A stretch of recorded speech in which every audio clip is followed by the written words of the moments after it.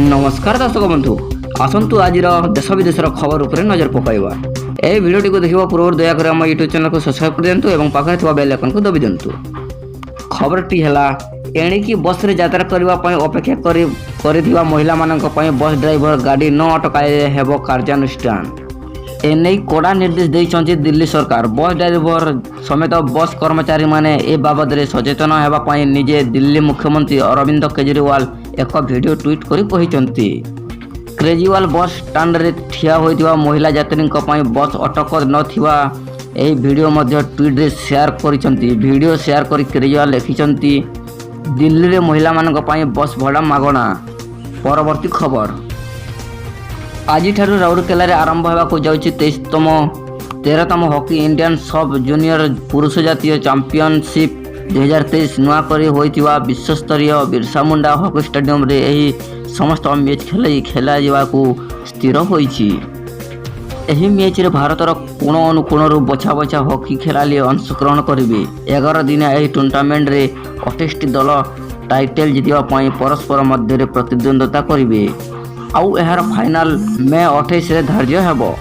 परवर्ती खबर मुख्यमंत्री श्री नवीन पट्टनायक आज संध्यारे नवीन निवास 24 नूतन मौलिक जीवन रक्षाकारी बेसिक्स लाइफ सपोर्ट आम्बुलांस 369 रूपांतरित अत्याधुनिक जीवन रक्षाकारी एमांसेंट लाइफ सपोर्ट आम्बुलांस राज्यवासी लोकार्पित करिसेंति। एहा द्वारा राज्यर प्रत्येक ब्लॉक रु अत्याधिक आम्बुलांस सेवा जोगाई दिया बोली मुख्यमंत्री कहिसेंति। परवर्ती खबर आसंता 22 तारिख में काश्मीर रे G20 टूरिज्म सम्मेलन अच्छी। धारा 370 उच्छेद होगा पर काश्मीर रे यह सबुठारु बड़ अंतर्जातीय कार्यक्रम। तेबे श्रीनगर रे अनुष्ठित होगा G20 बैठक रे चीन एवं तुर्की जोग देवेनी बोली जनापड़ी। सेहीपरि अन्य राष्ट्र भी कम प्रतिनिधि यह कार्यक्रम रे अंशग्रहण करेंगे बोली जनापड़ी। मे 22-24 पर्यंत यह बैठक हेब। G20 बैठक पर कड़ा सुरक्षा व्यवस्था करा जाइछि। परवर्ती खबर राज्य रे जारी रही प्रचंड ताती। आहुरी 4 दिन पश्चिम ओडिशार हिटवेव बा ग्रीष्म प्रवाह जारी रहिबो एभली आकलन करिछि आंचलिक पाणीपाग केन्द्र। गतकाली 44.2 डिग्री सह सोनपुर राज्यर उत्तप्त सहर पलटिथिबा बेले राज्य रे 21 सहर तापमात्रा 40 डिग्री ऊपर थिला। नुआपड़ा संबलपुर झारसुगुड़ा हीराकुद रे तापमात्रा 40 डिग्री ऊपर थिला। याहारी भितर किंतु राज्य रे विभिन्न स्थान रे काल बैशाखी रहितिला। परवर्ती खबर आधुनिक भारतर इतिहास प्रति 4 जन गुजराती अवदान उल्लेखनीय बोली गुरुवार दिन केंद्र गृह व्यापार मंत्री अमित शाह कहिसंति। श्री दिल्ली गुजराती समाज रे 125 वर्ष पूर्ति अवसर में नवा दिल्ली रे आयोजित एक उत्सव रे मुख्य अतिथि भाव जोग दे शाह कहते ए 4 जन होउचंती महात्मा गांधी, सरदार वल्लभ भाई पटेल, अजित देसाई एवं नरेंद्र मोदी को पई ही भारत प्रसिद्ध समग्र।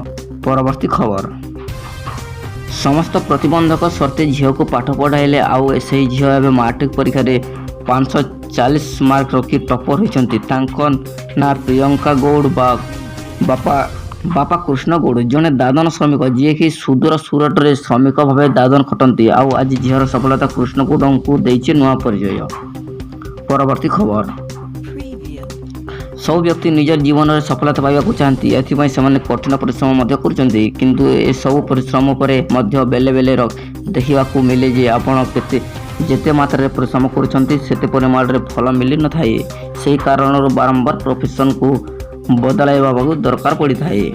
परवर्ती खबर 5 दिन जाए लगी असंभाली ताती सारा राज्य को कलबल कर असह्य गरम। भारतीय पाणीपाग विज्ञान विभाग IMD एभली पूर्वानुमान करिछि। फल 10 जिले में पिटिब झाड़ी पवन। नुआपड़ा, सुंदरगढ़, झारसुगुड़ा, संबलपुर, बड़गड़, अनुगुल, बलांगीर, सोनपुर, बौद्ध, कलाहांडी रे ताती छटपट करिवो। ए सब जिला तापमात्रा 42 डिग्री ऊपर रहिबो। एहाकु नै 10 जिला को सतर्क सूचना दिया जाइछि। परवर्ती खबर सरकारी बाबू को दादागिरी सरकारी जमी को दखल कर कोठाघर। ए घर सबको देखंतु ये छोट मोट घर नुहे पूरा बड़ कोठाघर। ହେଲେ ଘର ହୋଇଥିବା ଜାଗା କିନ୍ତୁ କାହାରି ବ୍ୟକ୍ତିଗତ ନୁହେଁ। ଏସବୁ ଜାଗା ସରକାରୀ ଜମି। ଏହା ଉପରେ ନିର୍ମାଣ ହୋଇଥିବା ଘର ସବୁ ସରକାରୀ ବାବୁମାନଙ୍କର। ଯିଏ ଯେଉଁଠି ପାଇଛନ୍ତି ନିଜ ସୁବିଧା ଅନୁସାରେ ସରକାରୀ ଜମିକୁ ମାଡ଼ି ବସିଛନ୍ତି, ଆଉ ତାପରେ ନିର୍ମାଣ କରିଛନ୍ତି ଉଆସ ବୋଲି ଘର। ପରବର୍ତ୍ତୀ ଖବର। ପ୍ରଭୁ ରାମଲଲ୍ଲାଙ୍କ ପ୍ରତିମା ସମେତ ଅଯୋଧ୍ୟାର ରାମ ମନ୍ଦିରକୁ ସର୍ବାଙ୍ଗ ସୁନ୍ଦର କରିବା ପାଇଁ ହିନ୍ଦୁ ଶାସ୍ତ୍ରମାନଙ୍କରେ ବର୍ଣ୍ଣିତ କଥା ଆଧାରରେ ଆହୁରି 3600 ଦେବାଦେବୀ ଓ ଅନ୍ୟାନ୍ୟ ପ୍ରତିମା ବା ବିଗ୍ରହ ସ୍ଥାପନା କରାଯିବ ବୋଲି ଗୁରୁବାର ଦିନ ଶ୍ରୀରାମ ଜନ୍ମଭୂମି ତୀର୍ଥ କ୍ଷେତ୍ର ଟ୍ରଷ୍ଟ କହିଛି। ଅଯୋଧ୍ୟାରେ ନିର୍ମାଣାଧୀନ ରାମ ମନ୍ଦିରରେ ଚାଲିଥିବା ପ୍ରତିମା ଓ ବିଗ୍ରହକୁ ଖେଦେଇ ଫଟୋ ଟ୍ୱିଟରରେ ସେୟାର କରି ଶ୍ରୀରାମ ଜନ୍ମଭୂମି ତୀର୍ଥ କ୍ଷେତ୍ର ଟ୍ରଷ୍ଟ କହିଛନ୍ତି। ପରବର୍ତ୍ତୀ ଖବର। ସମ୍ବଲପୁର ଓ ମାଲକାନଗିରି ଜିଲ୍ଲାରେ କାଳବୈଶାଖୀ ପ୍ରଭାବରେ ବର୍ଷା ସାଙ୍ଗକୁ ଝଡ଼ ବତାସ ଦେଖିବାକୁ ମିଳିଛି। କିଛି କିଛି ସ୍ଥାନରେ ଘରର ଛପର ଉଡ଼ି ଯାଇଛି ତ କିଛି ଅଞ୍ଚଳରେ ଗଛ ଉପୁଡ଼ି ପଡ଼ିଛି। ସମ୍ବଲପୁର ଜିଲ୍ଲା କୁଚିଣ୍ଡା ତଥା ଆଖପାଖ ଅଞ୍ଚଳରେ ତାଣ୍ଡବ ରଚିଛି କାଳବୈଶାଖୀ। ବିଦ୍ୟୁତ ତାର ଛିଣ୍ଡି ଯାଇଥିବା ବେଳେ କେତେକ ସ୍ଥାନରେ ଗଛ ପଡ଼ି ରାସ୍ତା ଅବରୋଧ ହୋଇଛି। ଅନ୍ୟପଟେ ସାପ୍ତାହିକ ବଜାର ରାସ୍ତା କଡ଼ରେ ଲାଗିଥିବା କାଳବୈଶାଖୀ ଦେଖାଯାଇଛି। ପରବର୍ତ୍ତୀ ଖବର।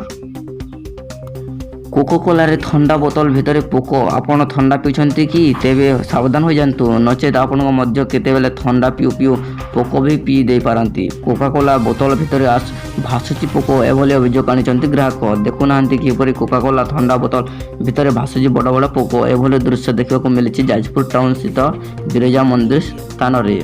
ପରବର୍ତ୍ତୀ ଖବର। ସାବିତ୍ରୀ ଓଷା ଓଡ଼ିଶାରେ ସର୍ବଦା ନାରୀମାନଙ୍କ ପାଳିତ ଏକ ଓଷା। ସାବିତ୍ରୀ ସ୍ୱାଧୀ ନାରୀଙ୍କର ଆଦର୍ଶ, ତେଣୁ ଏହା ନିଜ ପତିଙ୍କର ଦୀର୍ଘ ଆୟୁ ନିମନ୍ତେ ମଙ୍ଗଳ ମନାସୀ ସଧବା ସ୍ତ୍ରୀମାନେ ସାବିତ୍ରୀଙ୍କ ପରି ଆଜୀବନ ସଧବା ହେବା ପାଇଁ ଏ ଓଷା ପାଳନ କରିଥାନ୍ତି। ଜ୍ୟେଷ୍ଠ ଅମାବାସ୍ୟା ଦିନ ସାବିତ୍ରୀ ଓଷା ପାଳନ କରାଯାଇଥାଏ। ଏଦିନ ସଧବା ସ୍ତ୍ରୀ ଲୋକମାନେ ଉପବାସ କରନ୍ତି, ଅନ୍ନ ଗ୍ରହଣ କରନ୍ତି ନାହିଁ ଓ ଅପରାହ୍ନରେ ପୂଜା ଶେଷ ହେଲେ ଧୂଆଁ ମୁଗ, ନଡ଼ିଆ, କଦଳୀ, ରମ୍ଭା, ଆମ୍ବ, ପଣସ, ସପୁରୀ, ତାଲସଜ ଆଦି ଫଳାହାର କରିଥାନ୍ତି। ପରବର୍ତ୍ତୀ ଖବର। ମହାନଦୀ ଜଳ ବିବାଦ ମାମଲା। ଆଜି ହୀରାକୁଦ ଆସୁଛନ୍ତି ମହାନଦୀ ଟ୍ରିବ୍ୟୁନାଲ ଟିମ୍। ନିକଟରେ 2ଟି ପର୍ଯ୍ୟାୟରେ ମହାନଦୀ ଟ୍ରିବ୍ୟୁନାଲ ଟିମ୍ରେ 50 ଜଣିଆ ଟିମ୍ ଛତିଶଗଡ଼ରେ କ୍ଷେତ୍ରରେ ପରିଦର୍ଶନ କରିଥିଲେ। ଆସନ୍ତାକାଲିଠାରୁ ଟ୍ରିବ୍ୟୁନାଲ ଟିମ୍ ଓଡ଼ିଶା କ୍ଷେତ୍ରରେ ପରିଦର୍ଶନ ଆରମ୍ଭ କରିବେ। ମହାନଦୀ ଜଳ ବିବାଦ ସମାଧାନ ପାଇଁ ଗଠିତ ଟ୍ରିବ୍ୟୁନାଲ ଟିମ୍ ତାର ତୃତୀୟ ପର୍ଯ୍ୟାୟ କ୍ଷେତ୍ର ପରିଦର୍ଶନ ପାଇଁ ହୀରାକୁଦରେ ପହଞ୍ଚିଛନ୍ତି। ପରବର୍ତ୍ତୀ ଖବର। ଛତିଶଗଡ଼ର ପ୍ରଥମ ଥର ପାଇଁ ଆୟୋଜିତ ହେବାକୁ ଯାଉଛି ରାଷ୍ଟ୍ରୀୟ ରାମାୟଣ ମହୋତ୍ସବ। ଏଥିପାଇଁ ଦେଶର ସମସ୍ତ ରାଜ୍ୟ ଓ କେନ୍ଦ୍ର ଶାସିତ ଅଞ୍ଚଳଗୁଡ଼ିକୁ ରାମାୟଣ ସମ୍ବନ୍ଧିତ ପ୍ରଜ୍ଞାପନ ମେଢ଼ ପ୍ରଦର୍ଶନ କରିବା ପାଇଁ ନିମନ୍ତ୍ରଣ କରାଯାଇଛି। ଏଥିପାଇଁ ଛତିଶଗଡ଼ ମୁଖ୍ୟମନ୍ତ୍ରୀ ଭୂପେଶ ରାଘବେଲ ସମସ୍ତ ରାଜ୍ୟ ମୁଖ୍ୟମନ୍ତ୍ରୀ ଓ କେନ୍ଦ୍ରଶାସିତ ଅଞ୍ଚଳର ପ୍ରଶାସକମାନଙ୍କୁ ପତ୍ର ଲେଖି ନିମନ୍ତ୍ରଣ ଜଣାଇଛନ୍ତି। ପରବର୍ତ୍ତୀ ଖବର।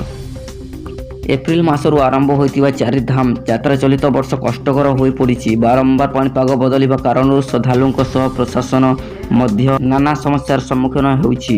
ତେବେ ଆଜି ପର୍ଯ୍ୟନ୍ତ ପ୍ରାୟ ପ୍ରତିଦିନ 2 ଜଣ ଶ୍ରଦ୍ଧାଳୁଙ୍କ ମୃତ୍ୟୁ ହେଉଥିବା କୁହାଯାଉଛି। ରିପୋର୍ଟ ଅନୁସାରେ ଏସବୁ ମୃତ୍ୟୁ କାର୍ଡ଼ିଆକ୍ ଆରେଷ୍ଟ କିମ୍ବା କ୍ରନିକ୍ ପଲ୍ମୋନାରୀ ଡିଜିଜ୍ ଯୋଗୁଁ ଘଟୁଛି। 27 ଦିନ ଭିତରେ ପ୍ରାୟ 10 ଲକ୍ଷ ଶ୍ରଦ୍ଧାଳୁଙ୍କୁ ହିମାଳୟରେ 10,000 ଫୁଟ ଉଚ୍ଚତାରେ ଚାରିଧାମର ପୂଜାର୍ଚ୍ଚନା କରିଛନ୍ତି।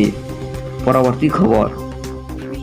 ପୁରୁଣା ଢାଞ୍ଚାକୁ ଫେରିପାରେ ମାଟ୍ରିକ ପରୀକ୍ଷା। ଏଣିକି 10ମ ଶ୍ରେଣୀରେ ଥରେ ବୋର୍ଡ଼ ପରୀକ୍ଷା ଦେଇପାରନ୍ତି ପରୀକ୍ଷାର୍ଥୀ।